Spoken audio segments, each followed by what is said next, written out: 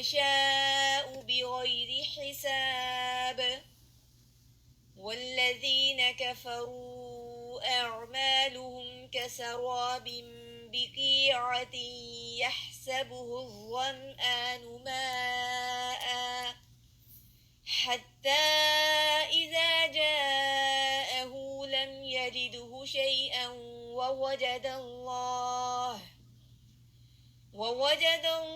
عنده فوفاه حسابه والله سريع الحساب أو كظلمات في بحر لجي يغشاه موج من فوقه سحاب ظلمات بعضها فوق بعض إذا أخرج يده لم يقد يراها ومن لم يجعل الله له نورا فما له من نور.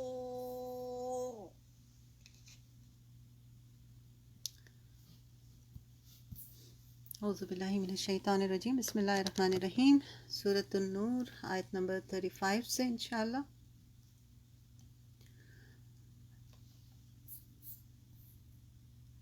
اللہ نور السماوات، اللہ ہی آسمانوں اور زمین کا نور ہے. مثل نورہ کمشکاۃ فیہا مصباح، اس کے نور کی مثال ایسی ہے جیسے ایک طاق ہو. المصباح فی زجاجہ، جس میں ایک چراغ ہو. الزجاجۃ کأنہا کوکب دری یوقد من شجرۃ مبارکۃ زیتونہ. یہ چراغ فانوس میں رکھا ہوا ہو اور فانوس ایسا صاف شفاف ہو جیسے ایک چمکتا ہوا ستارہ، اور وہ چراغ زیتون کے مبارک درخت کے تیل سے روشن کیا جاتا ہو. لا شرقیۃ ولا غربیہ، اور نہ مشرق میں ہوتا ہو اور نہ مغرب میں. اس کے تیل کو اگر آگ نہ بھی چھوئے تو بھی وہ از خود بھڑک اٹھنے کے قریب ہوتا ہے. اس طرح نور علی نور، روشنی پر روشنی. یہدی اللہ لنورہ من یشاء، روشنی پر روشنی یعنی اللہ اپنے ایسے نور کی طرف جسے چاہتا ہے رہنمائی کرتا ہے. وَيَضْرِبُ اللَّهُ، اور اللہ مثالیں بیان کر کے لوگوں کو سمجھاتا ہے، اور وہ ہر چیز کو خوب جاننے والا ہے. ہم نے پچھلی آیات میں سورت کے شروع میں سے لے کر ابھی تک جو ہم نے پڑھا وہ کیا تھا کہ اللہ تعالیٰ نے اپنی حدود کا ذکر کیا، واقعہ افک پڑھا، مسلمانوں کے نظام اور اس کے قوانین، خاص طور پہ حیا سے ریلیٹڈ، عفت اور عصمت سے ریلیٹڈ چیزیں جو ہیں وہ بیان کی گئیں. دوسروں کے گھروں میں جانے کے آداب سکھائے گئے. غیر محرموں اور اجنبیوں سے ملاقات کے وقت نظریں نیچے رکھنے کی حکم دیا گیا. عورتوں کے لیے پردے کا خصوصی احکام دیے گئے، اور پھر مزید آپ کو جو ہے اس کی ڈیٹیل جو ہے وہ سورہ احزاب میں بھی ملے گی. اور اپنی زینت کو محرموں کے علاوہ کسی پر ظاہر نہ کرنے کا ہم نے پڑھا. پھر اللہ تعالیٰ نے نکاح کرنے کی ترغیب دی تاکہ سوسائٹی میں بدکاری کا سلسلہ پیدا نہ ہو. رائٹ، جلد از جلد جوانوں کا نکاح کیا جائے، اور اس کے علاوہ مزید سچویشنز میں بھی. اس کے بعد مکاتبت کے بارے کا جو قانون تھا وہ بھی آپ نے پڑھا، یعنی غلام اور لونڈیوں کے بارے میں، تاکہ وہ بھی کوئی بدکاری کا کوئی غلط کام نہ کریں، یا اگر وہ آزاد ہونا چاہتے ہیں. مکاتبت کیا تھی؟ جو کہ وہ آزاد ہونا چاہتے ہیں تو مالک کو یہ حق نہیں ہے کہ وہ ان کو روکے، رائٹ، انلیس کہ اس کو ڈر ہو کہ وہ آزاد ہو کر معاشرے میں برائی پھیلائیں گے. اس کی وہاں تک تو بات ٹھیک ہے، پھر وہ نہ بھی اگر یہ کام کریں، مکاتبت نہ کریں تو فائن۔ پھر اللہ تعالیٰ نے نصیحت کے طور پر فرمایا کہ ہم نے تمام واضح احکام نازل کر دیے ہیں اور پہلے لوگوں کی بعض مثالیں بھی پیش کی جن میں تمہارے لیے کیا ہے، عبرت اور نصیحت۔ اب آج کی جو آیت آپ پڑھنے جا رہے ہیں، یہ قرآن پاک کی مشکل ترین آیت جو ہے سمجھی جاتی ہے، اور قرآن جو ہے نا ایکچولی ویسے ہی ایک آپ کو پتہ ہے نا کہ پہاڑوں نے اور کسی اور دوسری مخلوق جو ہے انہوں نے اس کلام کو لینے سے انکار کیا، انسان تھا جس نے اٹھایا۔ اس کا ایک وزن ہے، وزن سے مراد یہ کہ آپ فیل کرتے ہیں جب آپ پڑھنے یا پڑھانے بیٹھتے ہیں نا، تو انسان اپنے اندر ایک اس کے اندر فیلنگ آتی ہے کہ بھاری پن محسوس کرتا ہے، یعنی اس کا ایک روب ہے، رائٹ۔ اور کچھ آیات واقعی ایسی ہوتی ہیں کہ بہت زیادہ اس سے ڈر اور خوف ہوتا ہے۔ ویسے تو ہر آیت پہ ہمیں بہت سوچ سمجھ کے بات کرنی چاہیے اور بہت غور و فکر کرنا چاہیے اس پہ، اور لیکن کچھ آیات جو ہوتی ہیں بہت ہی مشکل ترین ہوتی ہیں، جس میں سے یہ آیتیں نور اس کو کہا جاتا ہے، اور اسی پہ اس سورہ کا نام بھی ہے۔ اس سورہ میں جس میں اللہ تعالیٰ نے اس آیت میں اللہ تعالیٰ نے اپنے آپ کو آسمانوں اور زمین کا نور قرار دے کر، یعنی اس طرح سے بیان کیا گیا ہے کہ اللہ تعالیٰ آسمانوں اور زمین کا نور ہے۔ اس کا مطلب یہ نہیں کہ اللہ تعالیٰ کی ذات جو ہے وہ اس کے اندر جو ساری روشنی ہے اس کی طرف کوئی بات جا رہی ہے، بلکہ اس کا مطلب یہ ہے کہ اللہ تعالیٰ یہ جو زمین اور آسمان میں جو نور ہے وہ سب کا سب کس کی وجہ سے، اللہ کی وجہ سے۔ نور جو ہے وہ کیا ہے، روشنی ہے۔ نور کیا ہوتا ہے، روشنی ہوتی ہے، رائٹ۔ اور یہ مصدر ہے اور یہ مبالغے کا صیغہ ہے۔ نور جو ہے وہ اللہ تعالیٰ کے اسماء الحسنہ میں بھی آتا ہے، ٹھیک ہے۔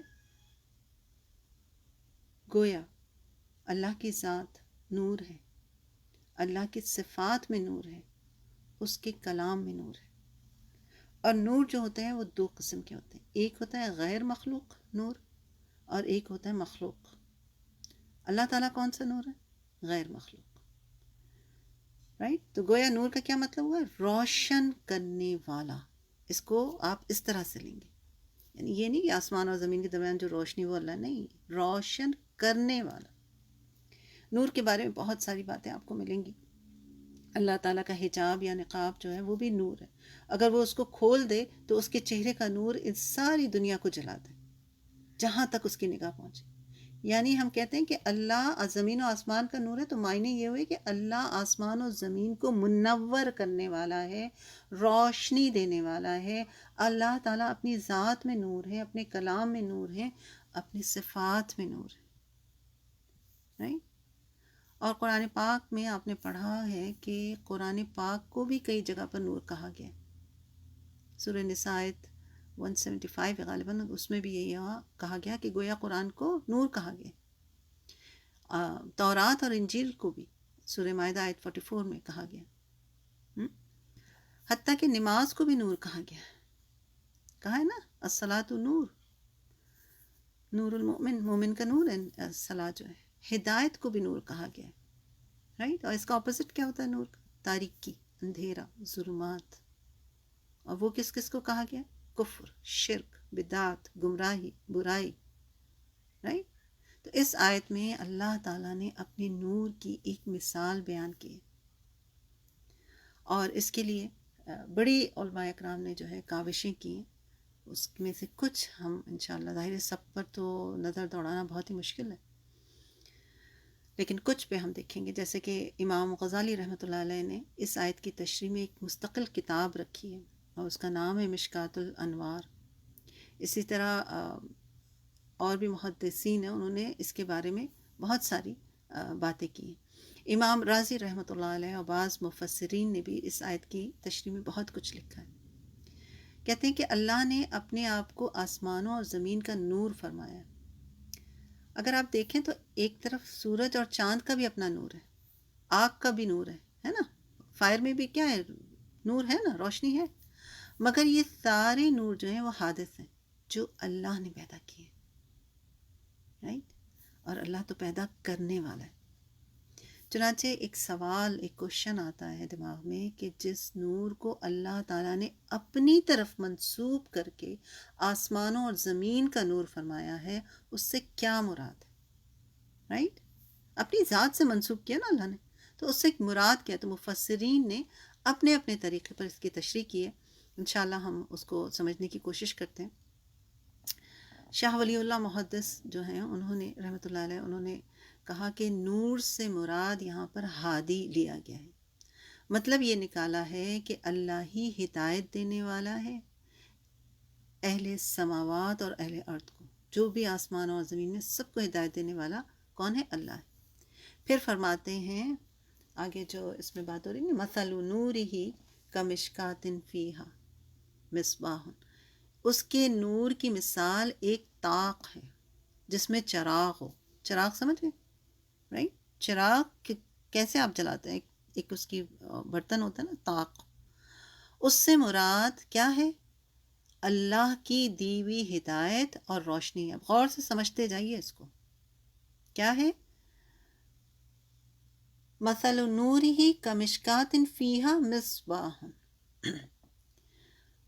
اس کے نور کی مثال کیا ہے؟ ایک طاق ہے جس میں چراغ ہو. چراغ کا تصور فوراً ایک خوبصورت سا تصور آتا نا دماغ میں. اس سے مراد اللہ کی دی ہوئی ہدایت اور روشنی ہے جو مومن کے دل میں ہے. سمجھے؟ یہ تو اللہ کے نور کی تشبیہ ہے. اور اصل بات یہ کہ جب بندہ مومن طہارت حاصل کرتا ہے، اللہ تعالیٰ کی عبادت کرتا ہے، تو اس کے اندر ایک نور پیدا ہو جاتا ہے. اور اس کی مثال اس چراغ کے ساتھ دی گئی ہے جس کی روشنی نہایت چمکدار ہوتی. ٹھیک ہے؟ پھر اس میں جلائے جانے والے تیل کی بھی آگے سے تعریف کی گئی. ٹھیک ہے نا، اس کا بھی ذکر ملتا ہے.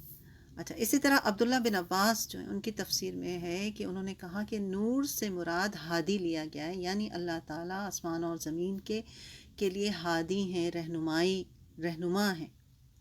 پس وہ اللہ کے دیے ہوئے نور کے ساتھ ہی حق کی طرف ہدایت پاتے ہیں. رائٹ؟ اور اس ہدایت کے ذریعے وہ گمراہی کی حیرت سے نجات پاتے ہیں. گویا اس نور سے وہی نور مراد ہے جس کے ذریعے بندہ مومن اللہ کی ذات، اس کی صفات کو پاتا ہے. اور یہ نور کہاں ہے؟ مومن کے دل کے اندر ہوتا ہے. یعنی مومن کے دل میں تو جو اطمینان ہوتا ہے، جو ایمان ہوتا ہے، جو ایمان کا جو طاقت ہوتی ہے اور ایمان کا جو نور ہے، وہ اس کے اندر موجود ہوتا ہے. ٹھیک ہے؟ تو جسے نور العلا نور کا نام بھی دیا گیا ہے. یعنی جب وہ قرآن پاک پڑھتا ہے، سنت پر عمل کرتا ہے، تو اس کی روشنی بہت بڑھ جاتی.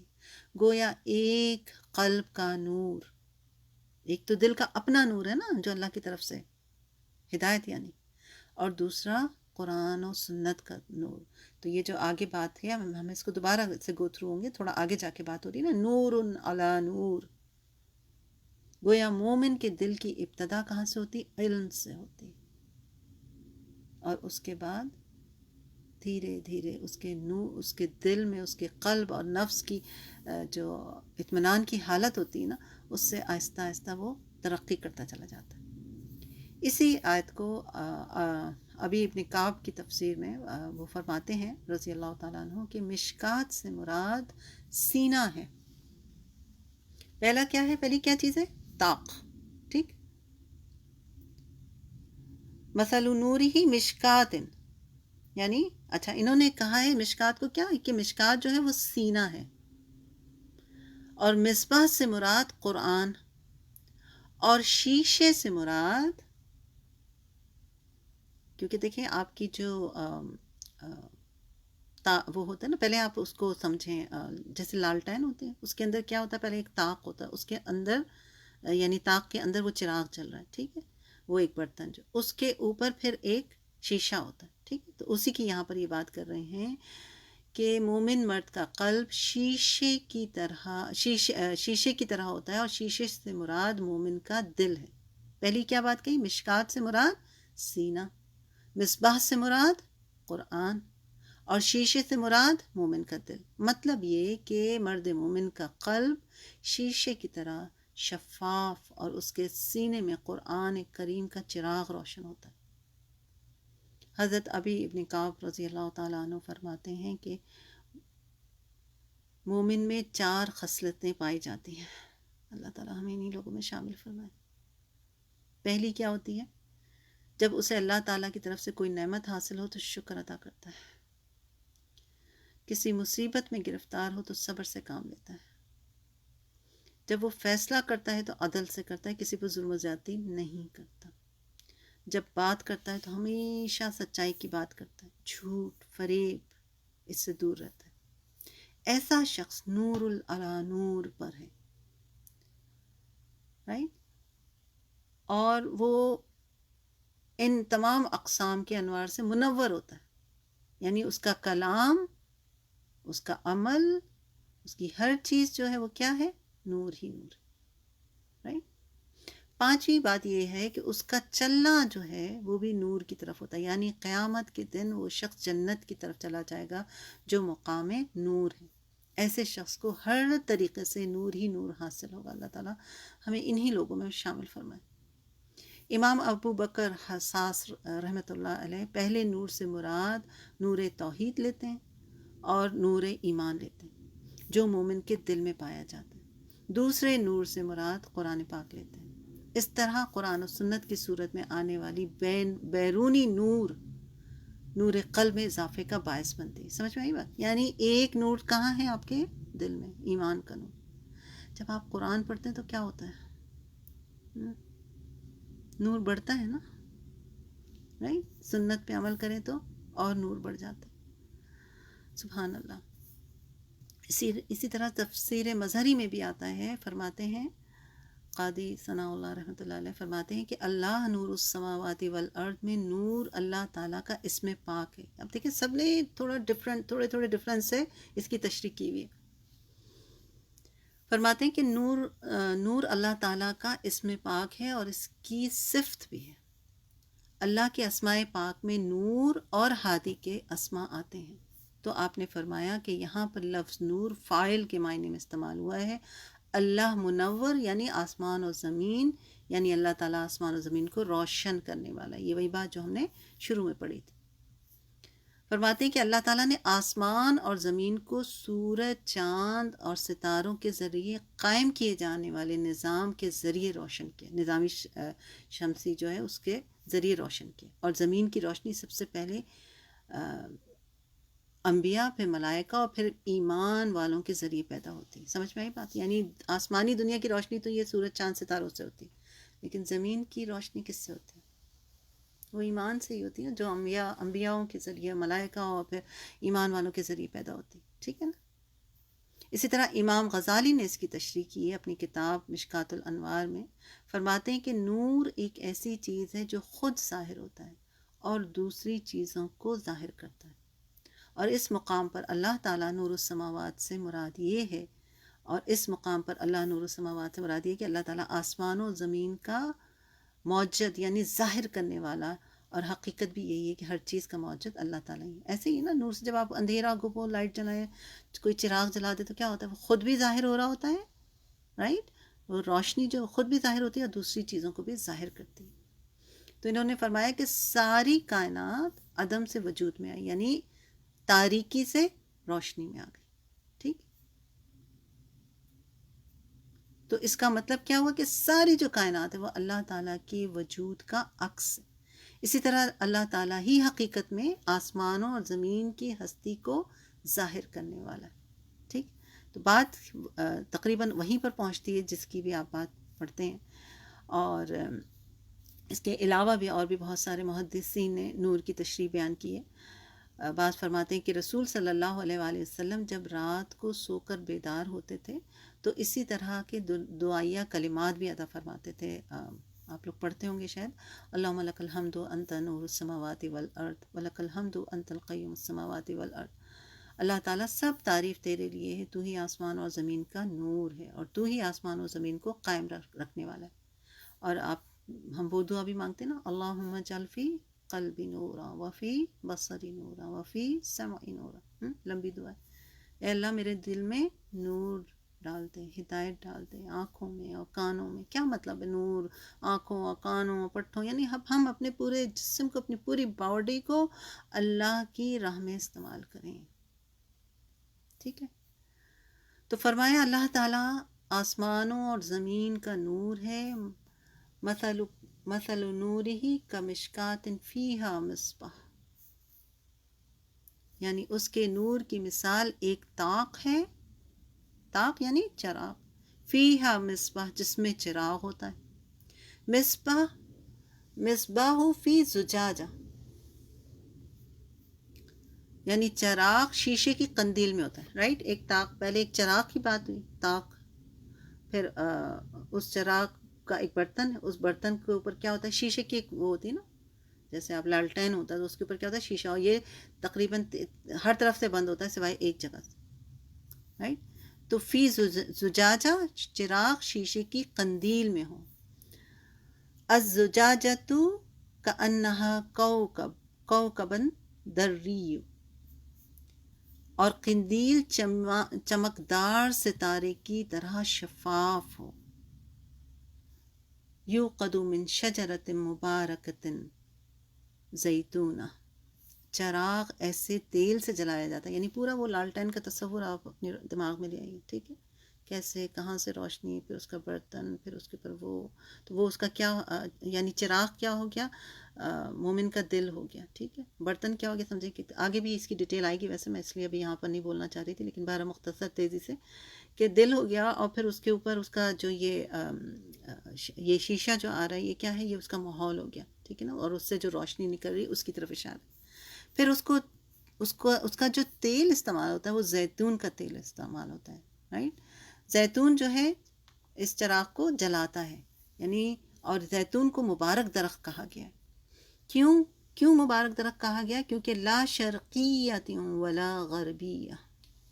سبحان اللہ. جو نہ مشرقی ہو اور نہ مغربی ہو، یعنی اس پر ہر طرف سے دھوپ لگتی ہے. وہ ایسا درخت ہے. ورنہ تو کیا ہوتا ہے، دھوپ جو ہوتی ہے، آپ اپنے گھر کو ہی لے لیں تو کبھی آپ کی صبح کے وقت کی دھوپ جو ہے وہ کبھی روم میں آ رہی ہوگی، اور شام کی دھوپ، دوپہر کی دھوپ جو ہے لیونگ میں آ رہی ہے، اور کبھی کوئی اینڈ میں ٹائم ہو رہا ہے تو کچن میں بھی آ رہی ہے نا. ہر طرف سے آ رہی ہے. لیکن کیا ہے کہ یہ درخت اتنا اونچا بلند ہوتا ہے، اتنا اچھا ہوتا ہے، اور یہ اس پہ جو دھوپ پڑتی ہے نا وہ ہر طرف سے پڑتی ہے، تو ظاہر ہے پھر اس کا جو پھل ہوگا وہ بھی خاص ہوگا. اچھا، بعض نے اس کی بڑی مختلف تفسیر کی. بعض فرماتے ہیں کہ یہاں پر خاص طور پر رسول صلی اللہ علیہ وآلہ وسلم کے قلب مبارک کی طرف اشارہ، یعنی اللہ تعالیٰ نے آپ کے قلب میں قرآن کا نور ڈالا ہے. اور آپ نہ مشرق کے رہنے والے ہیں اور نہ مغرب کے، بلکہ آپ کو اللہ نے عرب کے خطۂ وسط میں پیدا کیا. رائٹ. اور اس وقت آپ دیکھیں یہ بات، گوگل وغیرہ پہ آپ میپ پہ دیکھیں تو مکہ جو ہے وہ بالکل سینٹر میں آتا ہے دنیا کے. اور یہ جو درخت ہے نا، یہ بھی اپنی اس میں ایک ایسی جگہ پر لگتا ہے کہ وہ بالکل سینٹر ہوتا ہے، اور ہر طرف سے اس کو دھوپ جو ہے پڑ رہی ہوتی ہے. سبحان اللہ. تو اللہ تعالیٰ نے آپ کے قلب میں قرآن کا نور ڈالا. ٹھیک. بعض نے اس کو اس طرح سے اس کی تشریح کی. بعض کہتے ہیں کہ اس سے رسول صلی اللہ علیہ وآلہ وسلم کا قلب مبارک لیا گیا ہے، یا عام ایمان والوں کا. رائٹ. یا تو آپ کا لیا گیا، یا عام جو ہم ایمان والے ہیں ہمارا بھی دل کا ذکر ہے اس میں. واللہ اعلم. اس میں جس تیل کا ذکر ہے وہ باغ کے مشرق و مغرب کے بجائے وسط حصے میں آتا ہے، سینٹر میں لگا ہوتا ہے. یعنی ظاہر ہے کہ جو تیل باغ کے بیرونی حصوں سے لیا جائے وہ اتنا لطیف نہیں ہوگا جتنا باغ کے سینٹر کے حصے کے درخت سے حاصل ہو، جو یہ تیل حاصل کیا جاتا ہے. ٹھیک ہے. اسی لیے فرمایا کہ چراغ کو ایسے درخت کے تیل سے روشن کیا گیا ہے جو نہ شرقی ہو نہ غربی، اور وہ تیل اتنا شفاف اور لطیف ہوگا کہ یکادو زیتھا یضیء،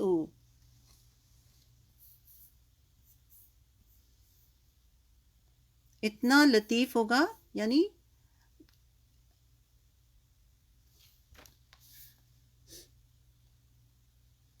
وہ فانوس ایسا صاف ہو جیسے ایک چمکتا ہوا ستارہ، اور چراغ زیتون مبارک درخت کے تیل سے روشن کیا گیا ہو، جو نہ مشرق میں ہوتا ہے نہ مغرب میں، اور اس کے تیل کو اگر آگ نہ بھی چھوئے تو وہ از خود بھڑک اٹھتا ہے.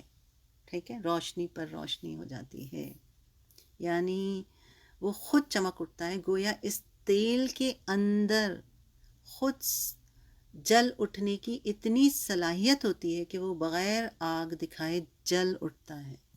زیتون کا تیل جو ہے اتنا اہم ہوتا ہے، رائٹ؟ اچھا، یہاں پر ایک سوال دماغ میں آ سکتا ہے کہ آخر اللہ تعالیٰ نے چراغ کے ساتھ ہی تشبیہ کیوں دی؟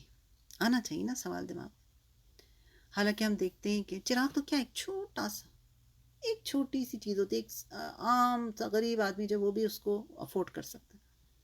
حالانکہ اس کے مقابلے میں ہم دیکھتے ہیں سورج لاکھوں کروڑوں درجے زیادہ چمکدار ہوتا ہے.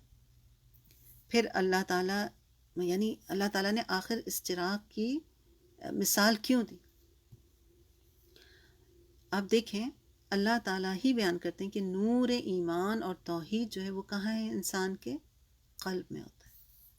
قلب سینے، اور سینہ انسان کے جسم میں ہوتا ہے. ٹھیک ہے، اب اس کو سمجھیں آپ ایک اور نئی توجہ سے، ایک اور نئی اگزامپل، ایک ڈفرینٹ زاویے سے. کیوں سورج کو نہیں تشبیہ دی گئی؟ کیوں چراغ کو تشبیہ دی گئی؟ ہم اس پہ بات کر رہے ہیں. قلب جو ہے وہ سینے میں ہوتا ہے، اور سینہ انسان کے جسم میں ہوتا ہے. اس لحاظ سے چراغ کی مثال ہی زیادہ موضوع ہے کہ چراغ ایک شیشے میں ہے اور شیشہ طاق میں رکھا ہوا ہے. یہ تشبیہ سورج کے ساتھ کسی بھی طرح موضوع نہیں تھی، رائٹ؟ نہیں ہوتی نا موضوع. دوسری وجہ یہ فرمایا گیا کہ جس طرح چراغ جلانے کے لیے تیل، بتی، قندیل وغیرہ کی ضرورت ہوتی ہے، اسی طرح نور قلب کے لیے بھی ذہن، فہم، بیداری اور محنت کی ضرورت ہوتی ہے، رائٹ؟ چراغ کو جلانے کے لیے کیا کیا چاہیے؟ تیل چاہیے، بتی چاہیے جو رسی ہوتی ہے اس کی جس سے وہ جل رہا ہوتا ہے، قندیل چاہیے، ہے نا؟ قندیل یعنی پورا وہ لالٹین سمجھے کہ وہ پورا چاہیے نا، ورنہ تو پھر وہ بجھ بھی جائے گا. تو اس لحاظ سے بھی نور ایمان کو چراغ کے ساتھ زیادہ مناسبت ہوتی ہے، کیونکہ سورج میں یہ لوازمات نہیں پائے جاتے. ٹھیک ہے. تیسری وجہ لکھتے جائیں سب. تیسری وجہ یہ بھی ہے کہ سورج کی روشنی کا رخ جو ہے وہ کہاں ہے؟ زمین کی طرف آتا ہے، نیچے کی طرف آتا ہے، اوپر سے نیچے آتا ہے. جبکہ نور چراغ کی روشنی کا رخ کہاں جاتا ہے؟ اوپر کی طرف جاتا ہے. اور اوپر کی طرف جانا کس بات کا احساس ہوتا ہے؟ اور نیچے کی طرف آنا کس بات کا احساس ہوتا ہے؟ یعنی آپ ترقی کر رہے ہیں، اوپر جا رہے ہیں، رائٹ؟ اور نیچے آ رہے ہیں، کوئی ہم کہتے ہیں نا وہ تو گیا، وہ تو نیچے آ گیا. یا کوئی ترقی کرتا ہوگا، ارے وہ تو بہت اوپر ہے نا؟ تو یہ بھی ایک مثال جو ہے دی علماء نے. اسی طرح بعض کہتے ہیں کہ سورج کی روشنی تو صرف دن کے وقت ہوتی ہے، چونکہ نور معرفت بھی دن رات جاری رہتا ہے، اس لیے اس کی چراغ کے ساتھ زیادہ مشابہت ہے. ایسے ہی ہے، سورج کتنا بھی روشنی ہو، کتنا بھی بہترین نعمت ہے ہمارے لیے، لیکن رات کو تو نہیں ہوتا رات کو تو اس کی روشنی نہیں ہوتی، رات کو تو ایک طرح سے وہ مر جاتا ہے ہمارے لیے. جبکہ چراغ ایسا نور ہے جو ہر وقت رہتا ہے، وہ دن اور رات کا محتاج نہیں ہوتا، اس لیے چراغ کو اس نور سے تشبیہ دی گئی. پانچویں وجہ یہ بیان کی گئی کہ سورج کی روشنی اور گرمی تو مومن، کافر، ملحد یعنی جو کسی کو بھی نہیں مانتے سب کے لیے برابر ہے، جبکہ نور معرفت کے لیے خاص لوگ ہوتے ہیں. چونکہ چراغ کی روشنی بھی عام کے لیے نہیں بلکہ خاص کے لیے ہوتی ہے، اس لیے نور کو چراغ کے ساتھ تشبیہ دی گئی. ایسے ہی ہے نا بھئی، سورج نکل گیا، آپ کوئی کتنا بڑا گناہ گار ہو، کافر ہو، فاسق ہو، سب فائدہ اٹھا رہے ہوتے ہیں، سب تک پہنچا ہوتا ہے. تو اس کی روشنی کیا ہے؟ عام ہے، اس کی اہمیت سے نہیں انکار ہو رہا، لیکن اس کی روشنی کیا ہے؟ عام ہے، سب فائدہ اٹھا سکتے. لیکن چراغ کی روشنی ایسی ہے، چراغ ایسی روشنی ہے، بلکہ اس کو یوں کہنا چاہیے، چراغ ایسی روشنی ہے کہ اس سے وہی لوگ فائدہ اٹھا سکتے ہیں جو فائدہ اٹھانا چاہتے ہیں.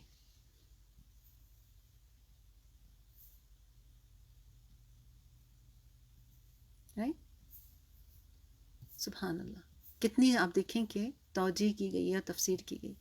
اسی طرح ہم دیکھتے ہیں کہ مسند احمد میں ابو سعید خدری رضی اللہ تعالیٰ عنہ سے روایت ہے کہ آپ صلی اللہ علیہ وآلہ وسلم نے فرمایا کہ دل جو ہیں وہ 4 قسم کے ہوتے ہیں. قلوب کی 4 اقسام ہیں. پہلی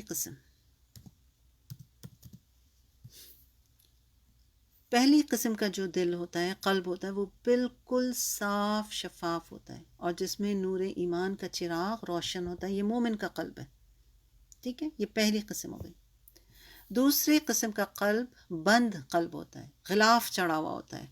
غلاف ہوتا ہے اس پر، اس میں کچھ داخل ہی نہیں ہوتا، کوئی خیر داخل ہی نہیں ہوتی. یہ کس کا دل ہوگا؟ کافر کا، جس میں ہدایت کی کوئی چیز داخل ہی نہیں ہوتی. تیسرا قلب الٹا ہوتا ہے جو منافق کا ہے. وہ حقیقت کو دل سے تسلیم ہی نہیں کرتا بلکہ پہچان کر پھر انکار کر دیتا ہے. چوتھا دل پہلودار ہوتا ہے. پہلودار ہوتا ہے یعنی اس کے کئی پہلو ہیں. پہلودار کا مطلب پہلو ہوگی نا، دار لگا دیا تو کئی، یعنی کئی پہلو ہیں. اس میں کسی میں ایمان ہے اور کسی میں نفاق.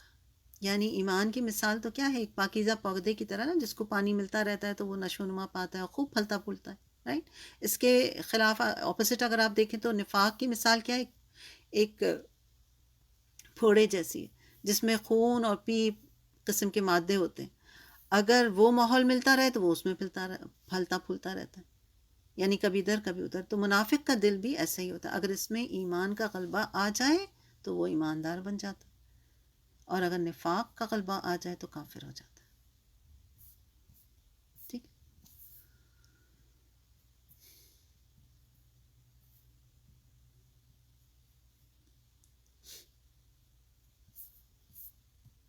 چلیے یہاں تک اسی آیت کی تھوڑی سی تلاوت سنتے ہیں، پھر آگے بڑھیں.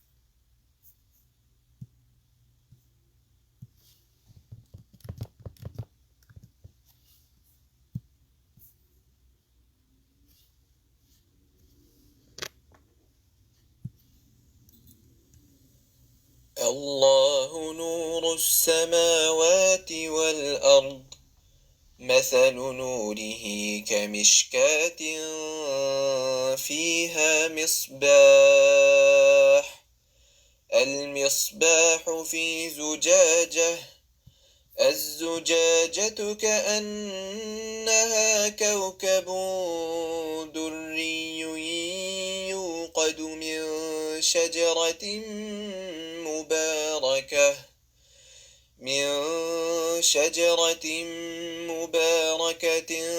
زيتونة لا شرقية ولا غربية يكاد زيتها يضيء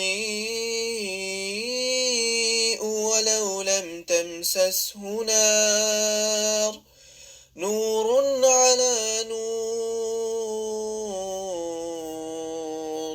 يهدي الله لنوره من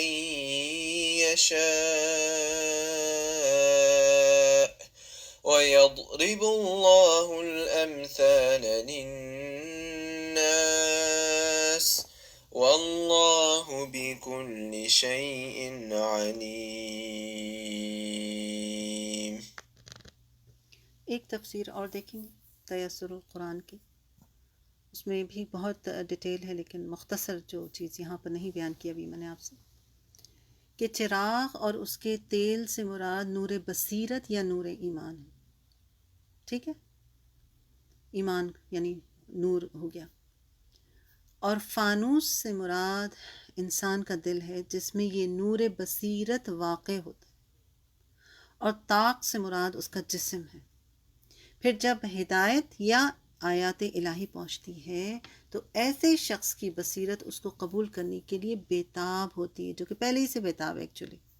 یعنی جب حق سامنے آتا ہے تو وہ فوراً اس کو پکڑتا ہے کیونکہ بصیرت حاصل ہے نا اس کو. اب اگر کسی کے دل میں نور بصیرت ہوگا، سمجھنے کی خواہش اور طلب ہوگی، جس کا اصل منبع کون ہے؟ خود اللہ تعالیٰ کی ذات ہے، تو ایسے ہی شخص کو یہ آیات فوراً اپیل کرتی ہیں، فوراً نظر آنے لگتی ہیں. ٹھیک. لیکن جس کے پاس بصیرت ہی نہیں ہے، رائٹ، جو سمجھنا ہی نہیں چاہتا. یہ شخص کیا ہے، اس کو پھر ان چیزوں سے کوئی فائدہ نہیں حاصل ہوتا. یہ دوسری توجہ کتاب و سنت سے زیادہ قریب معلوم ہوتی ہے، کیونکہ اللہ تعالیٰ نے اکثر آسمانی کتابوں کے لیے بھی نور کا لفظ جو استعمال کیا ہے. یہ دیکھیں جیسے جس طرح آنکھ کا نور اللہ تعالیٰ نے ہر شخص کو دیا ہوا نا فطری طور پر، لیکن اسی آنکھ کا استعمال کوئی صحیح کرتا ہے اور کوئی غلط کرتا ہے. اللہ تعالیٰ نے ہمارے جسم کے ایک ایک عضو جو ہے اس کا ایک سسٹم ہے. کوئی جسم کا کوئی حصہ بھی ہم یہ نہیں کہہ سکتے کہ یہ فالتو میں بنا دیا گیا، اس کا سسٹم ہے نا. لیکن اگر وہ کام کرنا چھوڑ دیتا ہے تو کیا ہوتا ہے، پھر وہ بیکار ہو جاتی ہے وہ جگہ. ہاتھ اگر کام نہ کرے، ایک اینگل پہ پڑا رہے، جیسے لوگوں کو قید کر دیا جاتا ہے اور کسی ایک ہی اینگل میں کر دیتے ہیں، تو اگر طویل عرصہ کھنچ جائے تو ان کے وہ جسم کی وہ باڈی، وہ پارٹ جو ہوتا ہے وہ حرکت کرنا چھوڑ دیتا ہے، رائٹ. بالکل اسی طرح دل کا حال ہے. اگر نور بصیرت سے اس نور سے فائدہ نہیں اٹھایا جائے گا تو اللہ تعالیٰ کا دوسرا قانون یہ ہے کہ وہ قوت اس سے چھین لی جاتی ہے. سمجھ میں آئی بات؟ یعنی پھر قوت کو چھین لیا جاتا. اللہ نے توفیق دی، اسباب دیے، مواقع دیے، لیکن انسان ہے کہ پھر بھی اس سے فائدہ نہ اٹھا رہا ہو اگر، تو کیا ہے، پھر اس سے توفیق جو ہے وہ چھین لی جاتی. ایک بار اور اس کو دیکھیں گے، اللہ نور السماوات والارض، اللہ ہی آسمان اور زمین کا نور ہے. اس کے نور کی مثال ایسی ہے جیسے ایک طاق ہو جس میں چراغ ہو. یہ آپ کا دل ہے، یہ چراغ فانوس میں رکھا ہوا ہو. ٹھیک ہے، یہ آپ کے، اب جب وہ فانوس میں رکھا ہوا ہوتا ہے تو کیا ہوتا ہے کہ اس کی روشنی اور اسپریڈ بھی ہوتی ہے، اور کیا کہتے ہیں، اس سے نور جو ہے اور بڑھتا بھی ہے. باقی طرف سے روک دیا جاتا ہے اور ایک طرف سے کھلا ہوا ہوتا ہے جیسے لالٹین ہوتا ہے. وہ فانوس ایسا صاف شفاف ہو جیسے ایک چمکتا ہوا ستارہ، رائٹ. اور اچھا، یہاں پہ بھی ایک بات کہی جاتی ہے کہ آخر یہاں پہ ستارے کی بات کیوں کی اللہ تعالیٰ نے، یعنی چاند سورج اس طرح سے بھی کی جا سکتی تھی نا.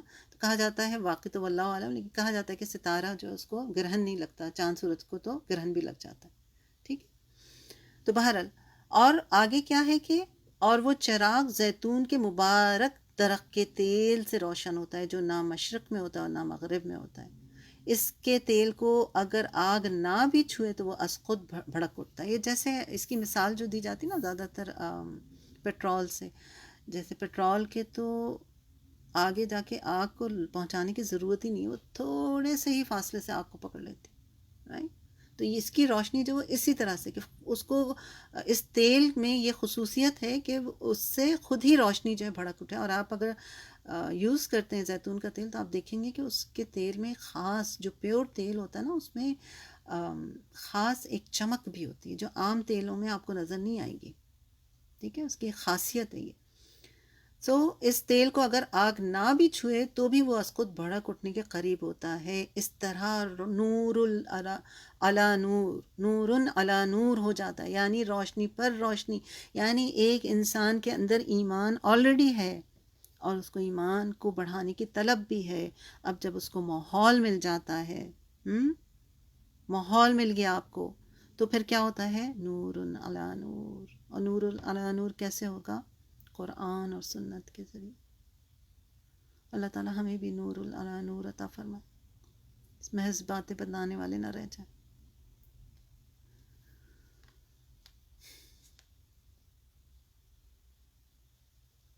اس کے تیل کو اگر آگ نہ بھی چھوئے تو بھی وہ از خود بھڑک اٹھنے کے قریب ہوتا ہے. اس طرح نور علی نور یعنی روشنی پر روشنی، یعنی بڑھنے کے تمام اسباب جمع ہو گئے. اللہ اپنے ایسے ہی نور کی طرف جسے چاہتا ہے رہنمائی دیتا ہے.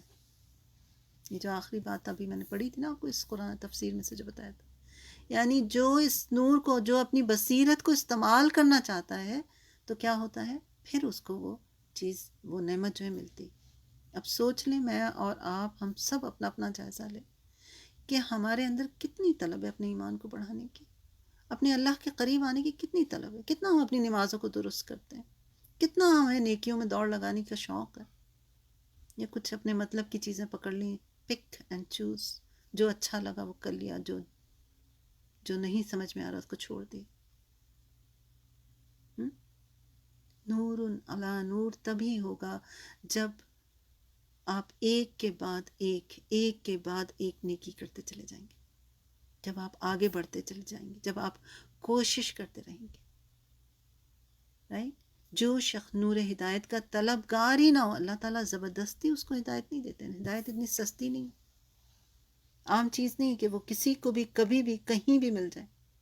جس کے اندر بیتابی ہوگی، جیسے پیٹرول ہوتا ہے وہ آگ پکڑنے کے لیے بیتاب ہوتا ہے نا. کیوں اتنا الرٹ رہتے ہیں جب آپ پیٹرول کو، گیس کو جب یوز کر رہے ہوتے ہیں تو ہوتا ہے نا دھیان رہیں، ایسا نہ کریں ویسا نہ کریں. کیونکہ اگر ذرا سی لغزش کی تو پیٹرول آگ پکڑنے کے لیے بیتاب رہتا ہے. رائٹ؟ لہٰذا ہمارے اندر وہ بیتابی ہے یا نہیں؟ حق کو پکڑنے کی ہونی چاہیے نا. اللہ سے دعا کرنی چاہیے. چلیے الحمدللہ آگے بڑھتے ہیں. اگلی آیت، آیت نمبر 36.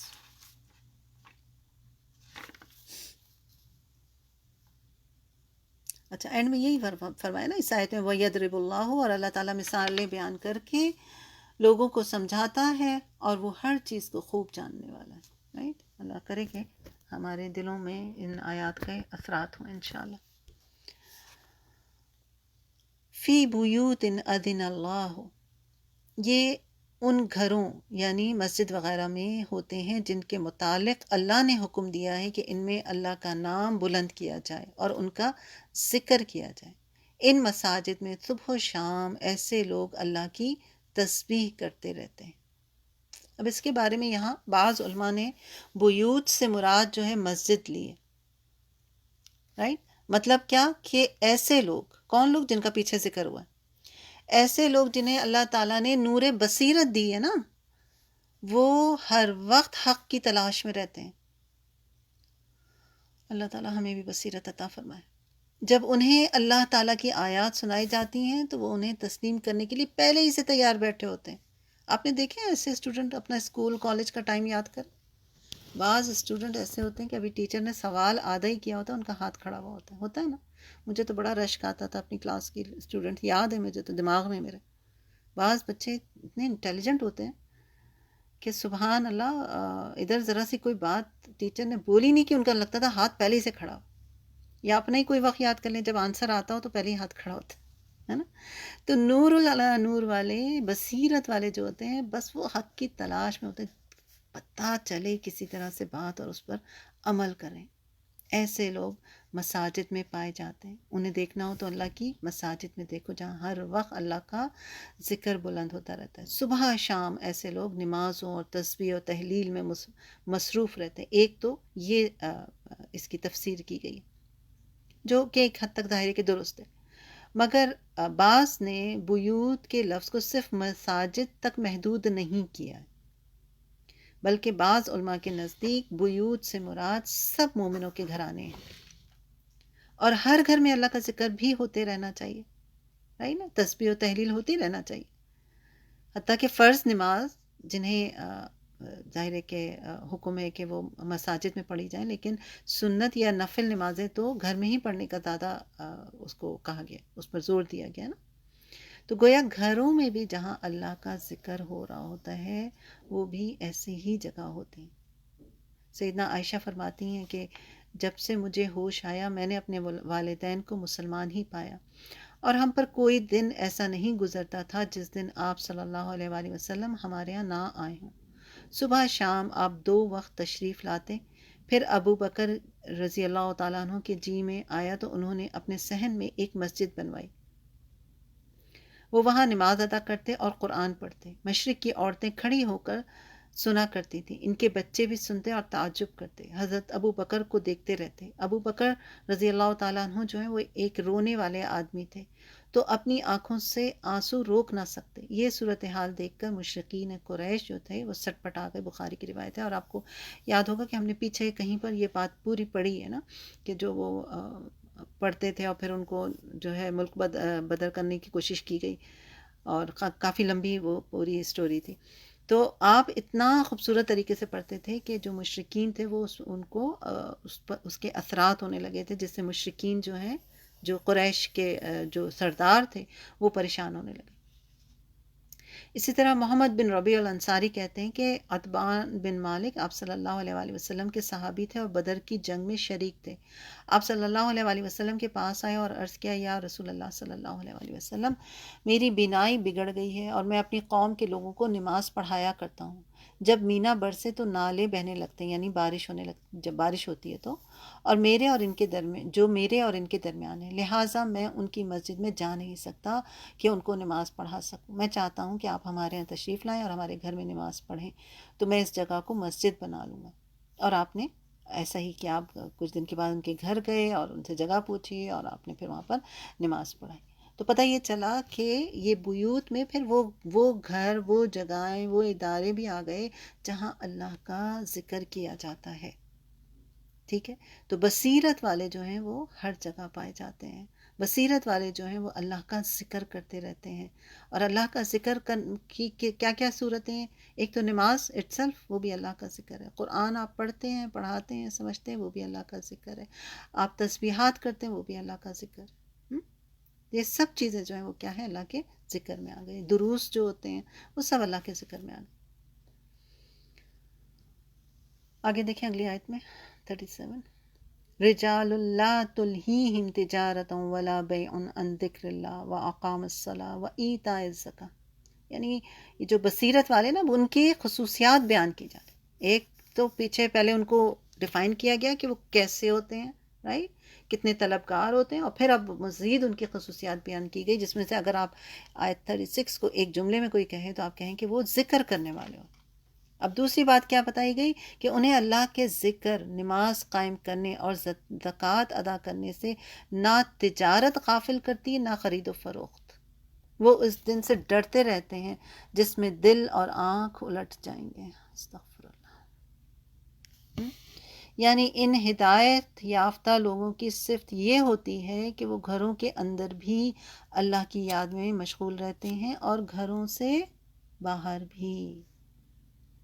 یعنی ایسا نہیں کہ صرف مساجد میں یا گھروں میں ذکر ہو رہا ہے اور باقی جو ہے پھر جیسے چاہو جیو، جو چاہے کرتے رہو، نہیں، بلکہ کیا ہے کہ وہ پھر باہر بھی، یعنی دنیاوی کام کاج میں بھی ہوتے ہیں تو ان کے دل اللہ ہی سے جڑے رہتے ہیں، اپنے محبوب سے جڑے رہتے ہیں. محبوب کا تصور کیا ہے؟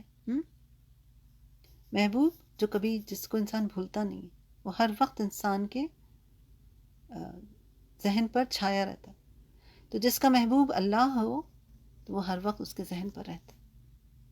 اور اللہ سے بڑھ کر کون محبوب ہو سکتا، رائٹ؟ لہٰذا اللہ کا ذکر جو ہے، یہ تجارت اور دنیا کی خرید و فروخت یا دنیا کے معاملات، ہم اس کو اپنی زندگی سے کنیکٹ کریں. ہم تو نہیں تجارت کر رہے نا. ہم دیکھ لیں ہم نماز میں اور نماز سے باہر کیسے ہوتے ہیں. اپنے جب کلاس ہو رہی ہے اور کلاس سے باہر کیسے ہوتے ہیں. کلاس جب پڑھتے ہیں، قرآن پڑھتے ہیں تو ایک دل کی کیفیت الگ ہوتی ہے، رائٹ؟ لیکن کیا اس کے اثرات باہر بھی ہیں یا نہیں ہیں؟ کہیں آ رہے ہیں، جا رہے ہیں، گھوم رہے ہیں، پھر رہے ہیں، کوئی منع نہیں ہے کہ آپ آنا جانا، ملنا جلنا نہیں کریں، گھومنا پھرنا نہیں ہو سکتا، سب کر سکتے ہیں آپ. لیکن کیا دل میں دیکھیں محبوب کا کیا ہوتا ہے؟ وہ تو ہر جگہ ہر وقت ساتھ رہتا ہے. وہ اللہ کے ذکر سے غافل نہیں ہوتے. یہ نہیں کہ بزنس چل رہا ہے تو جی چلو نماز آج کوئی نہیں قضا کر لیتے، نہیں، وہ کرتا رہتا ہے، وہ کرتا رہتا ہے. اسی طرح اور اس کی کیا کیا چیزیں بیان کی؟ نماز، ذکر، نماز اور زکوٰۃ. یہ چیزوں میں بھی وہ رہتے ہیں. کیوں؟ کیونکہ وہ اس دن سے ڈرتے ہیں. کس دن سے ڈرتے ہیں؟ جس میں دل اور آنکھیں الٹ دی جائیں گی. استغفر اللہ. کون سا دن ہے یہ؟ آخرت کا دن. وہ دن اتنا سخت اور ہولناک ہوگا جس میں ہر شخص کا دل بے قرار بھی ہوگا اور آنکھیں بھی بے قرار ہوں گی. اور ان ہدایت یافتہ لوگوں کا بھی یہی حال ہوگا کہ کبھی وہ اللہ کی رحمت کی امید لگائے بیٹھے ہوں گے اور کبھی اللہ کے عذاب سے ڈر رہے ہوں گے. یہی حال آنکھوں کا ہوگا. کبھی وہ دائیں طرف دیکھیں گی، کبھی بائیں طرف، تاکہ یہ دیکھیں کس جانب سے ان کا نام ہے اعمال ان کے حوالے کیا جائے گا. اب سوچ، تصور لائے انسان واقعی. رزلٹ دنیا میں جب رزلٹ آتا ہے، ایک سال پڑھتے ہیں اور اس کا رزلٹ ڈے آنے لگتا ہے تو ہمارے جو دل جو ہیں وہ حلق میں آنے لگتے تھے، ہے نا، کہ او مائی گاڈ اب رزلٹ آنے والا، اب کیا ہوگا. کلاس میں بیٹھے ہوئے ہیں، اب ٹیچر رزلٹ دے گی، اب کال ہوگا، اب ایک نام، فرسٹ، سیکنڈ، تھرڈ. مجھے تو اسکول کا ٹائم یاد آ رہا ہے، تو کیسا ڈر رہے ہوتے تھے نا. پھر فائنلی جب آتا تھا ہاتھ میں کدھر سے رپورٹ ملے گی، تو آخرت میں رپورٹ جو ملے گی، رپورٹ کارڈ جو ملے گی، وہ پتہ نہیں رائٹ سے آئے گی کہ لیفٹ سے آئے گی. ظاہر جس کی تیاری کی ہوگی ویسا ہی ہوگا نا. استغفر اللہ. تو گویا کہ دل اور بصارت، اس میں یہاں پہ کیا ہے، جس میں دل اور آنکھیں الٹ جائیں گی. اس سے مراد یہ نہیں کہ دل الٹا ہو جائے گا، اندر سے کچھ ہو جائے گا اس کو، یا آنکھیں جو ہے وہ ٹیڑھی میڑھی ہو جائیں گی. مطلب یہ کہ حال ہی برا ہوگا انسان کا. استغفر اللہ. اللہ تعالیٰ ہمیں ہدایت پہ رکھے، اللہ تعالیٰ ہمیں سیدھے ہاتھوں میں اعمال نامے عطا فرمائے. آمین ثم آمین یا رب العالمین. لیجزیہم اللہ احسن ما عملوا. اور وہ لوگ یہ سب کچھ اس لیے کرتے ہیں کہ جو عمل وہ کرتے رہیں، اللہ انہیں ان کا بہترین بدلہ دے اور اپنے فضل سے زیادہ بھی دے. اور اللہ جسے چاہتا ہے بغیر حساب کے رزق عطا کرتا ہے. یعنی یہ لوگ اس توقع پر یہ کام کرتے ہیں کہ اللہ سے انہیں اس کا اجر ملے گا. یعنی کوئی بھی نیکی کرتے ہیں، چاہے وہ عبادات میں ہو، حقوق اللہ ہو یا حقوق العباد، کس کے لیے کرتے ہیں؟ اللہ سے اجر ملنے کے لیے کرتے ہیں. جو ظاہر انہیں ملے گا، بہترین ملے گا، جو انسان سوچ بھی نہیں سکتا وہ ملے گا. ان کا مقصد ایک ہی ہوتا ہے، کیا؟ اللہ کو راضی کرنا. اللہ تعالیٰ ہمیں ہمارے بھی دل و دماغ کو سیدھا رکھے، ہدایت پہ رکھے، بصیرت عطا فرمائے. کوئی بھی نیکی کرنا ہے تو اس سے کہ نیکی کر پر کیا کہتے ہیں وہ، نیکی کر دریا میں ڈال. بھول جائیں کسی کے ساتھ نیکی کی تو بھول جائیں کہ میں نے اس کے ساتھ نیکی کی، کیونکہ اس سے اجر جو ہے کس سے لینا؟ اللہ سے لینا، بندے سے نہیں لینا. پھر وہ نیکی نہیں رہی. ایکچولی نیکی تو وہ ہے جو اللہ کے لیے. تو یہ وہ لوگ ہوتے ہیں بصیرت والے جو اپنی نیکیوں کے لیے اپنے اللہ سے اجر کی امید رکھتے ہیں. آگے فرمایا والذین کفروا اعمالهم کسراب. اور جو کافر ہیں ان کے اعمال کی مثال ایسی ہے جیسے ایک چٹیل میدان میں کوئی سراب ہو. سراب اور شراب دو ایک ورڈ ہوتے ہیں، اور عربی زبان میں ہر مشروب یعنی پینے والی چیز کو کیا کہتے ہیں؟ شراب کہتے ہیں بیسیکلی. ٹھیک ہے، کوئی بھی پینے والی چیز جو ہو اس کو شراب کہا جاتا ہے. اور جو ظاہر کی نظر بھی آتی ہے، لیکن جو سراب جو ہے، سراب اس کو کہتے ہیں جو دور سے تو نظر آ رہی ہے لیکن وہ ایکچولی ہے نہیں. رائٹ؟ یعنی وہ تو ریت پر ہونے والی جو دور سے ایک خاص اینگل سے سورج کی روشنی پڑتی ہے نا، تو ایسا لگتا ہے کہ ٹھاٹے مارتا ہوا پانی نظر آتا ہے. آپ کو شاید میں نے پہلے بھی ایک دفعہ بولا ہے کہ مجھے آج تک یاد ہے جب میں نیو جرسی میں تھی تو بچوں کو جو پک کرنے جاتی تھی تو ایک روڈ، مجھے اب نام نہیں اس کا یاد آ رہا، دور سے ہم جب ڈراپ کرنے جا رہے ہوتے تھے تو اس وقت ایک دم صبح صبح کی روشنی ہوتی تھی، دور سے لگتا تھا کہ اس روڈ پر جو ہے وہ پانی ہے آگے جا کے، لیکن جیسے ہی قریب جاتے تھے تو کچھ بھی نہیں ہوتا تھا. تو وہ سراب جو وہ ایسے ہی فیل ہوتا ہے. تو ریگستان میں بھی کیا ہوتا ہے کہ جب ریگستان میں آپ دیکھیں دور سے آدمی کھڑا ہوتا ہے، اس کے لگتا ہے کہ بس تھوڑی آگے جو ہے وہ پانی ٹھاٹے مارتا ہوا ہے موجود ہے، لیکن وہ ایکچولی ہوتا نہیں ہے. تو اس کو سراب کہا گیا. تو اب یہ بات ذہن میں رکھیں نا، اب اس آیت کو آپ سمجھیں کہ اور جو کافر ہیں ان کے اعمال کی مثال ایسی ہے جیسے ایک چٹیل میدان میں کوئی سراب ہو. یہ مثال کافروں اور منافقوں سے تعلق رکھتی. ان کی جو بھی کام ہیں، ان کے جو بھی اعمال ہیں، وہ کیا ہے؟ نمود و نمائش کے لیے. رائٹ؟ آخرت میں انہیں کچھ نہیں ملنے والا. سب کچھ کیا ہے؟ ختم ہو جائے گا، اسی دنیا میں ختم ہو جائے گا. اور آخرت میں ان کے لیے کیا ہے؟ سوائے سراب کے اور کچھ بھی نہیں. تو فرمایا کہ جیسے ایک چٹیل میدان میں کوئی سراب ہو جس سے پیاسا پانی سمجھ رہا ہو، حتیٰ کہ جب وہ اس سراب کے قریب آتا ہے تو وہاں کچھ نہیں پاتا، بلکہ اس نے اللہ کو وہاں موجود پایا جس نے اس کا حساب چکا دیا. اور اللہ کو حساب چکانے میں دیر نہیں لگتی. اللہ اکبر. ہے نا خطرناک بات؟ یعنی یہ مثال کافروں اور منافقوں سے تعلق رکھتی ہے جو آخرت پر ایمان تو رکھتے ہیں اور کچھ نیک اعمال بھی کرتے ہیں، خاص طور پہ منافق جو ہیں، لیکن اس کے پیچھے جو ساری ان کی مقصد ہوتا ہے وہ کیا ہوتا ہے؟ نمود و نمائش، لوگوں کی واہ واہ، شہرت، سب کچھ. اور چونکہ ان کے اکثر اعمال اللہ کی مرضی کے مطابق نہیں ہوتے، تو اللہ تعالیٰ نے ایسے ہی لوگوں کی مثال بیان کر کے فرمایا کہ وہ سمجھتے ہیں دور سے کہ پانی ہے، لیکن حقیقت میں یا ان کو کوئی اجر ملے گا، ان کا کوئی بھلا ہو جائے گا. ایسا کچھ نہیں ہونے والا. موت کے وقت ان کے لیے یہ سب کچھ کیا ہے؟ سراب ہوگا. وہ توقع لگائے بیٹھے ہوتے ہیں کہ ان کو ان کے نیک اعمال کا بدلہ ملے گا، مگر کفر اور نفاق کی وجہ سے کوئی بدلہ نہیں ملنے والا. اس لیے کتنا ضروری ہے نا، ڈرا دیتی ہیں آیات نا کہ آپ نیکی کریں اور خدا نخواستہ اس نیکی کے کرنے میں بھی کوئی اور مقصد ہو جائے، لوگوں کو خوش کرنا، لوگوں کی واہ واہ لینا، لوگوں کی تعریف سننا، دکھاوا، نمود، شہرت، استغفر اللہ، تو سب وہ تو الٹا اور گناہ ہی ہو جائے گا، سب سراب ہو جائے گا کہ حساب تو دینا ہے اللہ کو. اللہ تعالیٰ ہدایت پہ رکھے ہم سب کو. اور آپ دیکھیں کہ ایک جو پیاسا انسان ہو، وہ اس کو دور سے پانی نظر آ رہا تو وہ بھاگے گا نا اس سراب کی طرف، تو وہ سراب تک پہنچنے میں تھکاوٹ اور گرمی کی شدت کا یہ سارے کام اس کو جھیلنے پڑتے ہیں نا. اسی طرح ان لوگوں کو ان کے برے اعمال کا بدلہ جہنم کے عذاب کی صورت میں دیا جائے گا. یہ تو ایک مثال ہوئی. دوسری مثال، او کظلمات فی البحر،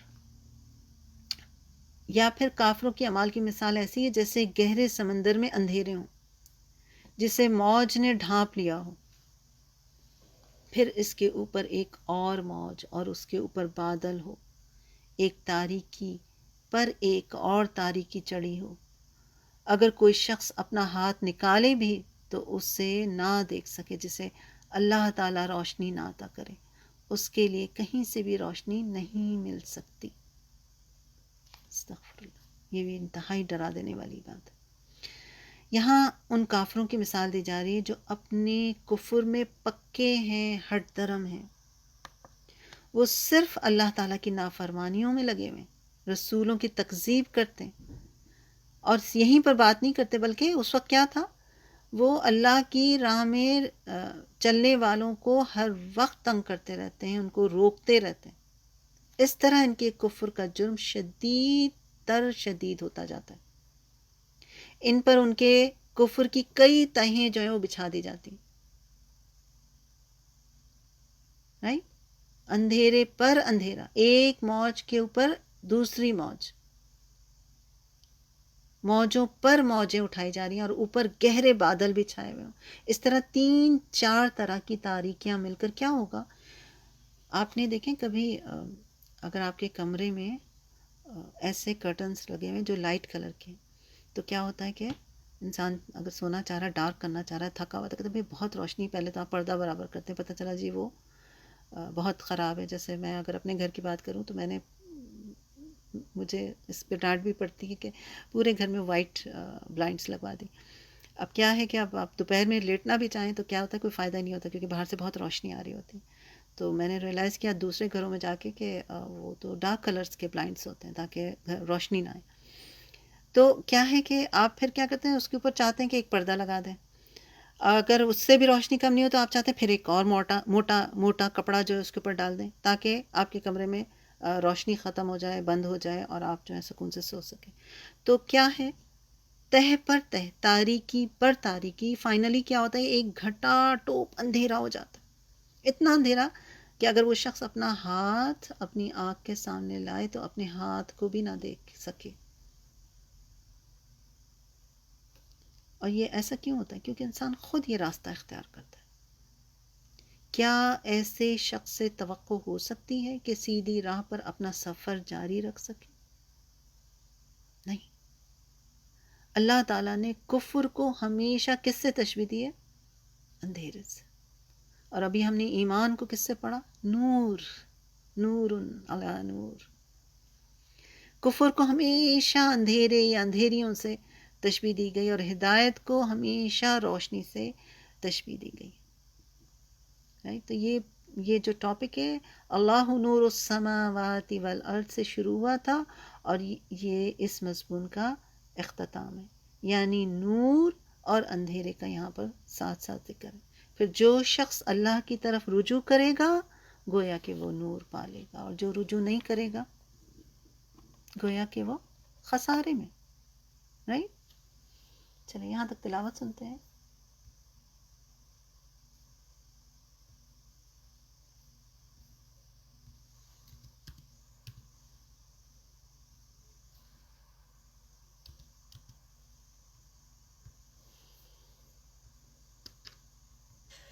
بسم الله الرحمن الرحيم.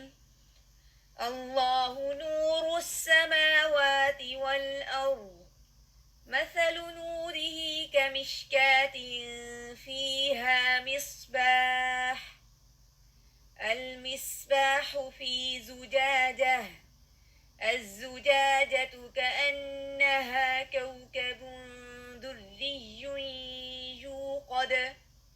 يوقد من شجرة مباركة زيتونة لا شرقية ولا غربية يكاد زيتها يضيء ولو لم تمسسه نور على نور يهدي الله لنوره من يشاء ويضرب الله الأمثال للناس والله بكل شيء عليم. في بيوت أذن الله أن ترفع ويذكر فيها اسمه يسبح له فيها بالغدو والآصال رجال لا تلهيهم تجارة ولا بيع عن